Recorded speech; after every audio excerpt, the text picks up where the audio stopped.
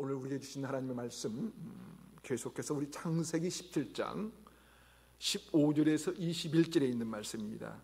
계속해서 우리가 두 번째 묵상하게 됐는데요, 창세기 17장 15절에서 21절에 있는 말씀, 저와 여러분이 한 절씩 교독하도록 하겠습니다. 하나님이 또 아브라함에게 이르시되 내 아내 사레는 이름을 사레라 하지 말고 사라라 하라. 내가 그에게 복을 주어 그가 내게 아들을 낳아주게 하며 내가 그에게 복을 주어 그를 여러 민족의 어머니가 되게 하리니 민족의 여러 왕이 그에게서 나리라.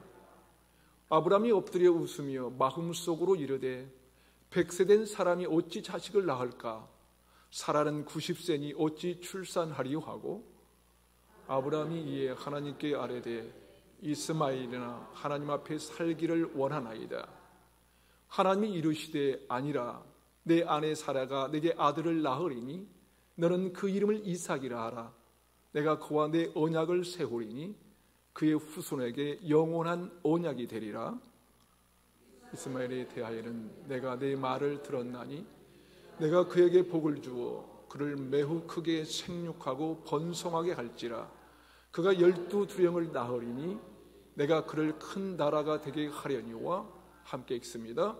내 언약은 내가 내년이 이 시기에 사라가 내게 낳을 이삭과 세우리라. 아멘. 사람들은 언제 간절해지는 것일까요? 여러분은 언제 절실해지던가요? 언제 절실해지던가요, 여러분? 우리 마음이 애틋해질 때는 언제일까요? 좋을 때, 잘 풀릴 때일까요? 아니죠. 좋지 않을 때, 더 이상 기댈 곳이 없을 때 사람들은 간절해집니다. 그리고 믿었던 사람이 내 곁을 떠나갈 때가 아닐까요? 있을 때는 잘 몰랐는데 떠나고 나면 그때서야 얼마나 소중했던지 간절한 이 마음이 생기는 것이지요. 건강도 그렇습니다. 여러분, 건강할 때는 건강에 대한 이 간절함이 없습니다. 그런데 건강을 잃어보면 건강이 얼마나 소중한 것인지를 깨닫게 됩니다. 어려운 순간을 맞이하게 되면 우리 삶이 더 뜨거워지게 되고요, 더 간절해지고 절실해지는 것입니다. 신앙도 마찬가지예요, 여러분. 뭐든 잘 풀리고 좋은 때 신앙이 뜨거워지는 것은 참 어렵습니다. 그러나 삶의 모든 것이 무너져 내리기 시작할 때, 믿었던 사람들이 등을 돌리기 시작할 때, 그 어떤 것도 나의 버팀목이 되지 못한다고 생각이 들 때, 바로 그때 하나님을 간절하게 절실하게 찾게 되는 것이지요. 아무리 몸부림쳐봐도 내가 해결할 수 없다고 생각이 드는 그때, 그래서 내가 얼마나 연약한 존재인가를 알게 될 때, 그때 하나님을 뜨겁게 찾게 되는 것입니다. 인간의 무기력함이 극대화되면 될수록 하나님을 찾는 마음이 깊어지죠. 그러게 우리의 끝이 사실은 끝이 아닌 것입니다. 왜냐하면 그 끝을 경험할 때 우리는 간절하게 하나님을 찾을 수 있기 때문에 그렇습니다. 우리가 인생의 마지막이라고 생각될 때 그리스도인들만은 하나님을 간절하게 사모할 수 있는 시간이 되기 때문입니다. 오늘 말씀은 아브라함의 마지막 이야기입니다. 아브라함의 끝을 이야기하고 있는 내용이죠. 그러나 아브라함의 끝은 끝이 아니었어요. 왜냐하면 그 끝에 하나님의 역사가 시작되었기 때문입니다. 펜인가 제자인가 라는 책으로 유명한 카일 아이들먼 이 목사님이 쓴 이 나의 끝, 예수의 시작이라는 책이 있는데요, 그것은 나의 끝이 예수의 그리스도가 작동하기 시작한 때라는 것이지요. 뭐라고요? 나의 끝이 예수 그리스도가 작동하기 시작한 때라. 이 책은 2부로 되어 있습니다. 2부로 되어 있는데요, 그 중에 일부의 제목이 나의 끝, 예수의 복이 시작되는 곳입니다. 저나 여러분이 경험할 수 있는 이 마지막이라고 하는 순간이 예수 그리스도의 복이 출발하는 이 장소라는 것이죠. 그래서 예수 그리스도의 사람들에게 끝이라는 것은 존재할 수 없다는 것입니다. 왜냐하면 그 끝이 예수의 복이 시작이 되는 이 출발점이 되기 때문에 그렇습니다. 그런데요, 그 책의 일부 1장에 참 의미 있는 제목이 있습니다. 나의 끝, 온전함을 위한 깨어짐이라는 제목이에요. 무슨 뜻이냐면 우리 인생에서 기대하고 있었던 것들이 모두 깨어져 버리는 것, 그런 인생의 끝은 어쩌면 우리를 온전하게 만들고 싶어 하시는 이 하나님의 순간이 아닐까 한다는 것이죠. 우리 막다른 이 골목이라는 게 오히려 나를 온전하게 만드시려고 하는 하나님의 교육이라는 거예요. 그런데 그 일부 제목 아래에 소제목을 하나 달아놨는데요, 하나님의 나라는 나의 잔고가 0이 될 때 시작된다. 하나님의 나라는 나의 잔고가 뭐가 될 때요? 제로가 될 때, 0이 될 때 시작된다는 거예요. 하나님께서 역사하신 그 나라는요, 언제 시작되는가 하면요, 나의 인생의 잔고가 0이 될 때 시작된다는 것입니다. 아무것도 믿을 것이 없다고 느껴질 때, 어느 누구도 내 편이라고 생각되지 않았을 때, 믿고 있던 통장의 잔고가 바닥을 칠 때, 관계가 다 깨어져 버려 아무것도 남지 않았다고 생각이 될 때, 그때가 바로 하나님의 역사가 이루어지는 나라가 된다는 사실입니다. 그렇습니다. 우리는 인생의 잔고가 0이 되어도 걱정할 것이 없어요. 그때가 바로 뭐예요? 하나님의 복이 시작될 때이기 때문에 그렇습니다. 에레미야 18장에는 이 토기장이 비교가 나옵니다. 내용은요, 토기장이가 토기를 만듭니다. 토기를 만들다 보면 잘못 만들어서 이 깨트려지는 것들이 있겠죠. 그런데 그 깨트려지는 이 진흙을 주인은 아무렇지도 않게 다시 모아서 새롭게 토기 하나를 빚어냅니다. 그것을 에레미야 18장 4절은 이렇게 기록을 합니다. 진흙으로 만든 그릇이 토기장의 손에서 터지매 그가 그것으로 자기 의견에 좋은 대로 다른 그 그릇을 만들더라. 토기가 터져버렸어요.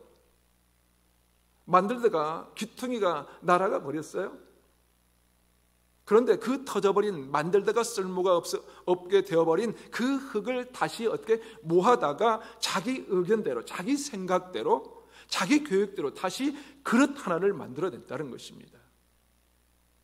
그러면서 이 토기장이 하는 것과 같이 내가 능히 너희에게 행하지 못하겠느냐 말씀하신 것입니다. 내가 능히 너희에게 행하지 못하겠느냐 말씀하신 거예요. 하나님의 말씀이 뭐냐면요, 우리가 아무리 터져버린 인생이 되어도 하나님은 우리를 다시 모아다가 새롭게 그분의 계획대로, 그분의 가장 선하신 생각대로 다시 빚어 새로운 그릇으로 만들어낼 수 있다는 것입니다. 그래서 우리는요, 잘못돼서 터져버려도 괜찮아요. 깨어진 인생이 돼도 괜찮아요. 막다른 인생에 다다랐다고 자기 자신을 탄탄해도 괜찮아요. 왜냐하면 하나님이 다시 우리를 빚어주실 것이기 때문입니다. 그런데 세상은 그렇지 않습니다. 세상은 깨트려지면 버리잖아요. 버려버려요. 뭔가 수가 틀리면 그 사람과 관계는 끝이에요. 그렇죠? 조금만 흠집만 생겨도 결함이 조금만 발견되면 끝장이에요. 그것이 세상이에요. 세상은 흠이 나고 깨트려지면, 아니 금이 가기만 해도요, 그때부터 아무것도 거들떠보지도 않아요. 그러나 성경은 그렇게 말하지 않아요. 터진 그릇을 하나님은 다시 모아서 새로운 그릇으로 만들 수 있다고 말씀합니다. 오늘 본문에 아브라함과 사라가 그랬어요. 그들에게 끝이 온 거예요. 기다리면서 그렇게 얻기 원하던 이 자식을 얻지 못한 채 아이를 낳을 수 없는 이 백사가 되었고 90세가 되었습니다. 다시 말해서 생명을 잉태할 이 가능성이 전혀 없는 이 막다른 골목에 다다른 것입니다. 물론 하갈이라는 종을 통하여 아들을 얻기는 했지만, 여러분 옛날에도 보면 첩의 아들은 아들이라고 불리지 못했어요. 제가 어릴 때 보니까 그렇더라고요. 그래서 감히 아버지를 아버지라고 부르지도 못했습니다. 어쩔 수 없어 아들이라고 말하지만 진짜 아들의 권위를 가질 수가 없었습니다. 아브람과 사라가 그런 세월을 벌써 이 수십 년을 지나온 것입니다. 그렇다면 여러분, 그런 아브라함과 사라의 끝이 정말 끝이었나요? 아닙니다. 아니에요. 아브라함이 말합니다. 하나님, 저는 벌써 100세가 되었습니다. 어떻게 제가 자식을 낳을 수 있겠습니까? 제 아내 사례는 90세입니다. 어찌 출산할 수 있겠습니까? 그때 하나님은 뭐라고 하셨습니까? 아니야, 무슨 말이야? 할 수 있어 라고 말씀합니다. 왜요? 하나님은 무엇이든지 할 수 있는 분이시거든요. 그러게 오늘 말씀을 통해서 우리는요, 끝이라고 생각되는 인생 가운데 하나님께서 이 부어주시는 더 큰 은혜를 어떻게 받을 수 있는지 알 수 있는 것입니다. 아무리 생각해도 끝이라고 생각되었어요. 이미 다 포기해버렸어요. 그래서 이제는 안 될 것이라고 생각합니다. 그런데 우리가 어떻게 하나님의 거대한 은혜의 바다, 더 큰 은혜의 바다를 경험할 수 있는 것일까요? 오늘 보면 18절은 이렇게 말씀합니다. 18절을 함께 읽어보겠습니다. 시작. 아브라함이 이에 하나님께 이르되 이스마엘이나 하나님 앞에 살기를 원하나이다. 무슨 말입니까? 아브라함이 하나님께 얘기합니다. 하나님, 제가 지금 100살이라고요. 그런데 어찌 자식을 낳을 수 있겠어요? 하나님. 그리고 제 아내 사례는 90세인데 어찌 출산할 수 있겠습니까? 그러니 하갈을 통하여 난 아들 이스마엘이나 잘 살게 해주시면 좋겠습니다 라는 거예요. 그런데 그 다음 절인 19절에 보면 하나님께서 뭐라고 하십니까? 아니야, 사라가 아들을 낳아줄 거야 라고 말씀합니다. 다시 말해서 이스마엘이나 잘 살았으면 좋겠다는 정도가 아니라 하나님이 이 계획하신 그 무엇인가가 있다는 것이죠. 더 넓고 큰 은혜의 바다가 있다는 것입니다. 그렇다면 여러분, 우리가 그것을 어떻게 받을 수 있겠는가 하는 것입니다. 어떻게 받을 수 있는가? 다시 말해서 우리가 더 큰 이 은혜의 바다, 거대한 은혜의 바다를 경험하려면 우리가 스스로 하나님의 은혜를 축소시키지 말아야 합니다. 왜냐하면 아브라함이 이렇게 말합니다. 하나님, 저 이제 다 필요 없으니까 이스마엘이나 잘 살게 해주세요. 이제 우리는 늙어서 아들을 낳을 수 없거든요. 그러니 이스마엘이나 잘 살게 해달라는 거예요. 여러분, 아브라함의 모습이 바로 우리의 모습 아닙니까? 그렇지 않나요? 우리는 어쩌면 그렇게 은혜를 축소시켜버립니다. 그런데 하나님은요, 아니야, 내가 이스마엘을 잘 살게 해줄 거야. 그렇지만 그것이 끝이 아니야. 나를 통하여 언약의 아들이 반드시 태어날 거야 라고 말씀하고 있습니다. 우리는요, 우리 스스로 불가능하다고 생각하는 것에 대해서 스스로 하나님의 은혜를 제한합니다. 축소시켜버립니다.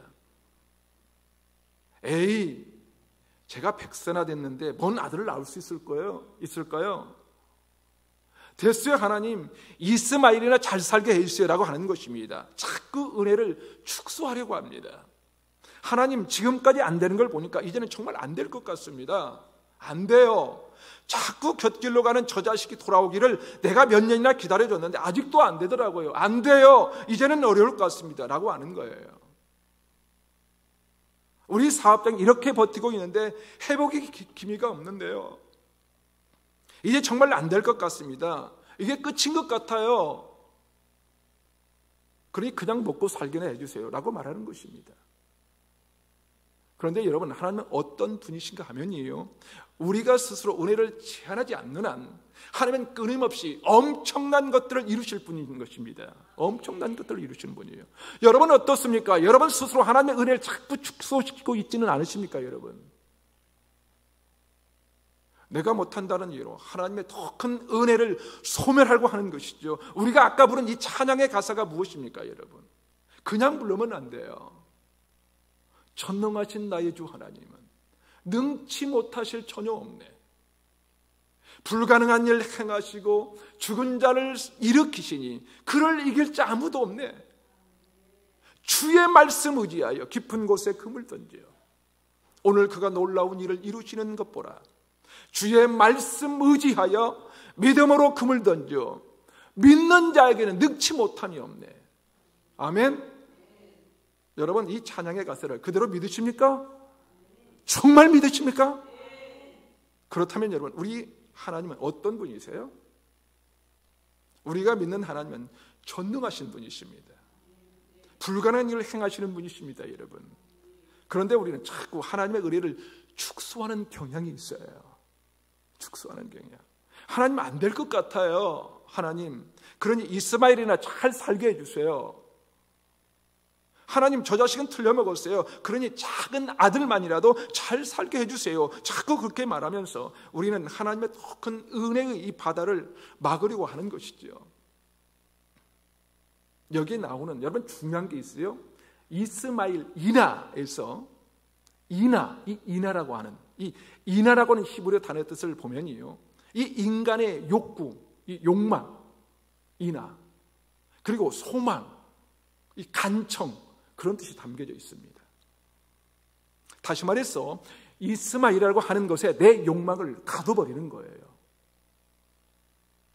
그런데요, 아니요, 그 이상을 하나님께 맡겨드리는 거예요. 내 인생의 모든 욕구와 욕망, 이 소망과 간청을 하나님께 맡겨드리는 것입니다. 그런데 우리는 어떻습니까? 이스마엘이나라고 하는 욕망은 자꾸 간청합니다. 욕망만. 사랑하는 여러분, 우리 스스로 하나님의 은혜를 축소시키지 않는 은혜가 있기를 바랍니다. 하나님의 더 큰 은혜를 향한 이 욕구를 축소시키지 말아야 합니다. 아니, 오히려 이 거룩한 하나님의 은혜를 얻기 위하여 더욱더 우리가 사모해야 됩니다. 시편 81편 10절은 이런 말씀이 있습니다. 나는 너를 애굽 땅에서 인도하여 낸 여호와의 내 하나님이니 내 입을 크게 열라 내가 채우리라. 다시 한번요. 시편 81편 10절입니다. 나는 너를 애굽 땅에서 인도하여 낸 여호와 내 하나님이니 내 입을 크게 열라 내가 채우리라. 아멘. 내 입을 크게 열라는 거예요. 그러면 뭐라고요? 내가 채워주시겠다고 말씀합니다. 채워주시겠다고. 그런데 그 하나님은 어떤 분이신가 하면요, 애굽 땅에서 종살이 하던 이 430년의 삶을 끝내고 이스라엘을 구원하시고 건져주시며 새로운 백성이 되게 하시는 분이십니다. 그런 놀라우신 분이십니다. 그러므로 네가 입을 크게 열면 내가 채워주시겠다는 거예요. 채워주겠다. 그런데 이어지는 시편 81편 11절은 이렇게 기록하고 있습니다. 내 백성이 내 소리를 듣지 아니하며 이스라엘이 나를 원하지 아니하였도다. 여러분, 이게 무슨 말이에요? 내 백성이 내 소리를 듣지 않고 나를 원하지 않았다는 거예요. 그러니까 하나님께서 이스라엘을 향하여 너희가 입을 크게 열어봐, 그러면 내가 다 채워줄게 라고 하셨는데 이스라엘 백성들이 그 말을 듣지 않고 원하지 않았다는 것입니다. 오늘 본문에 아브라함이 그랬다는 거예요. 이스마엘이 아니라 사라가 아들을 낳아줄 거야. 그랬더니 아브라함이 뭐라고 하냐면요, 하나님 됐어요. 제가 이제 나이가 100살이거든요. 사라는 90세가 되었다고요. 그런데 무슨 아들이에요? 불가능하거든요. 그냥 이스마엘이나 잘 살게 해주세요 라고 하면서 하나님의 은혜를 자기 크기로 축소시킨 것입니다. 시편 81편이 똑같습니다. 하나님께서 이스라엘 백성들을 애굽에서 건져내셨습니다. 그리고 말씀합니다. 너희가 입을 크게 열어봐. 그러면 내가 채워줄게. 그랬더니 이스라엘 백성들 어떻게 했다고요? 그 소리를 듣지 않고 이스라엘이 하나님을 원하지 않았다는 거예요. 은혜를 원하지 않았다는 것이죠. 하나님 안 주셔도 돼요. 저는 이제 불가능해요 라고 하는 것입니다. 여러분, 그런데 하나님의 말씀을 드려야 합니다. 이삭을 주시겠다고 하시면 그 말씀을 드려야 하는 것입니다. 우리 스스로 은혜가 들어오지 못하도록 막을 필요가 없다는 거예요. 왜냐하면 하나님은 불가능한 일 행하시며 죽은 자를 일으키시는 분이시거든요. 그 하나님을 이길 자 아무도 없거든요. 그러기에 우리가 그 은혜를 자꾸 사모해야 되는 거예요. 하나님께서 말씀하신 대로 우리가 입을 크게 벌려야 돼요. 입을 크게. 우리가 스스로 이스마엘이나 잘 살게 해주시라고 말하면 안 됩니다. 안 돼요. 우리는 더 큰 은혜의 바다, 거대한 이 은혜의 바다를 경험해야 됩니다. 나의 끝 예수의 시작을 쓴 이 카일 아이들먼 이 목사님이 지은 책 중에 은혜가 더 크다라는 책이 또 있습니다. 거기에 보면 하나님의 은혜가 더 큰데 무엇보다 더 큰가 하면 나의 죄악보다, 나의 수치와 후회보다, 나의 상처보다 크다는 거예요. 나의 원망과 보복과 분노와 실망과 연약함과 나의 절망보다 더 크다라고 적어놓고 저자 카일 아이들먼 목사는 그 책을 서술하고 있습니다. 우리는 늘 세상법에 더 익숙합니다. 잘못하면 내팽개칠 존재라는 것에 익숙합니다. 그래서 내가 잘못하면 끝나는 인생이 되는 거예요. 그게 세상이잖아요. 그런데 여러분, 하나님의 은혜는 그렇지 않습니다. 더 큰 하나님의 은혜에 우리 인생을 맡기면 놀라운 일들을 보고 경험하게 될 것입니다, 여러분. 좀 전에 부른 봉헌 찬송의 가사는 이런 것입니다. 예수가 우리를 부르는 소리, 그 음성 부드러워. 그리고 2절 가사를 보면 이렇습니다. 간절히 오라고 부르실 때 우리는 지체하랴. 주님의 은혜를 왜 아니 받고 못 들은 치 하려나. 오라 오라 방황치 말고 오라. 죄 있는 자들아 이리로 오라. 주 예수 앞에 오라. 여러분, 우리는 실패하면 주님 앞에 갈 수 없다고 생각합니다. 자격이 없어 주님 앞에 나갈 수 없다고 생각하는 거예요. 주님의 은혜가 그 실패보다 큰데도 불구하고 우리의 실패가, 우리의 그 죄악이 더 큰 것처럼 생각돼서 포기해버리고 맙니다. 그런데 주님은 그런 은혜를 우리를 향하여 말씀합니다. 주님의 크신 은혜를 왜 아니 받고 못 들은 채 하냐고 말씀하고 있어요. 사실 우리는요, 은혜가 없으면 살 수가 없습니다. 저나 여러분이 태어나면서부터 부모님의 은혜가 없었다면 끝이에요. 그러게 여러분, 우리는 은혜가 없으면 살 수가 없는 것입니다. 더욱이 예수 믿는 우리에게는요, 하나님의 은혜가 없으면 살 수 없는 존재예요. 그래서 히브리서 12장 15절은 이렇게 말씀합니다. 너희는 하나님의 은혜에 이르지 못하는 자가 없도록 하고. 자, 사랑하는 여러분, 그렇습니다. 우리가 하나님의 은혜에 이르지 못하는 자가 되지 않도록 해야 된다는 것입니다. 사탄은 자꾸 얘기합니다. 뭐라고 합니까? 넌 하나님께 갈 자격이 없어. 너 같은 게 어떻게 하나님 앞에 갈 수 있어? 부끄럽지도 않아. 너 후회받자 소용없어. 그게 얼마나 큰 죄인데 감히 하나님 앞에 나아간다고? 그런데 여러분, 하나님의 은혜는요, 그 모든 것보다 크다는 것입니다. 그러게 그 은혜에 이르지 못하는 자가 되지 않도록 끊임없이 그분의 보좌 앞으로 나오라고 주님은 말씀하는 것이지요. 사랑하는 여러분, 여러분의 입을 크게 하십시오. 그리고 하나님의 은혜를 내 수준으로 축소하지 마세요. 이스마엘이나 라고 하는 말을 여러분 삼가하십시오. 오히려 하나님의 더 큰 은혜에 감사하고 목마른 사슴처럼 더 큰 은혜에 갈급해야 됩니다. 바로 그때 더 큰 하나님의 은혜의 바다를 경험하게 될 줄로 믿습니다. 자, 그렇다면 우리가 더 큰 은혜의 바다를 경험하려면 반드시 이 통과해야 할 과정은 무엇일까요? 다시 말해서 우리가 어떻게 더 큰 은혜의 바다를 경험할 수 있을까요? 그것은 지금이라는 현실에 매몰되지 않아야 됩니다. 지금이라는 현실에 매몰되지 않아야 된다는 거예요. 오늘 보면 창세기 17장 21절을 함께 읽어보겠습니다. 시작. 내 언약은 내가 내년 이 시기에 살아가 내게 낳을 이삭과 세우리라. 언제 언약을 세우신다고요? 언제? 내년 이 시기에. 내년 이 시기에. 그렇죠. 생명이 태어나려면 1년 정도 필요하니까 내년 이 시기가 되겠죠. 그런데 이 1년이 아브라함과 사라에게는 어떤 세월이라고 생각이 될까요, 여러분? 어떤 생각? 하나님께서 아브라함과 사라에게 이삭을 주시겠다고 언약을 주신 이야기가 창세기 15장 앞부분에 나와 있어요. 자, 이삭을 통하여 이스라엘이 얼마나 거대한 민족이 될 것인지를 하나님께서 아브라함에게 약속을 합니다. 그때 아브라함 나이가 75세였어요. 그런데 꽤 오랜 세월이 흘러가도 아들이 주어지지 않습니다. 그래서 어쩔 수 없이 사라의 몸종 이 하갈을 통하여 아들을 낳았어요. 기다리다 못해 사람된 생각으로 이스마엘을 얻은 거예요. 자, 그때 나이가 가나안 땅에 들어온 지 10년 후라고 했으니까 아브라함이 85세가 되었던 것이죠. 그러니까 언약을 받은 지 10년 동안 아들을 주시지 않았어요. 그러다가 할 수 없이 종을 통하여 아들을 낳았습니다. 그런데 지금 아브라함의 나이가 몇 세입니까? 100세입니다. 85세에 또다시 15년이나 더 흘러간 거예요. 그렇다면 75세에서부터 아이를 얻지 못한 시기가 몇 년이 흘렀어요? 25년이 흘러가 버릴 거예요.